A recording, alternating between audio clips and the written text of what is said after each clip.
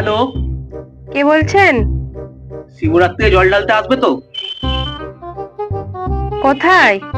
শিবের মাথায়। কেন? যা শিবরাত্রিতে জল ঢালতে আসবে না? কে বলছেন আপনি? আমি শিব। ও আচ্ছা, কোথা থেকে বলছেন? কৈলাস কৈলাস। আচ্ছা, কৈলাস।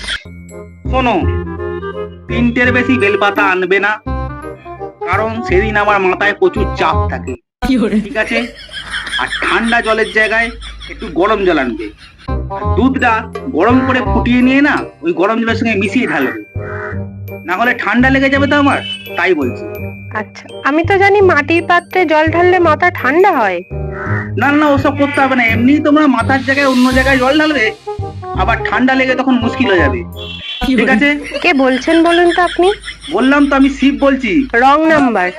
কিচ্ছু রং নয়, কিচ্ছু রং নয়। শিব বলে কি ইংলিশ বলতে পারি না নাকি? এটা বলে আমি। রাখুন।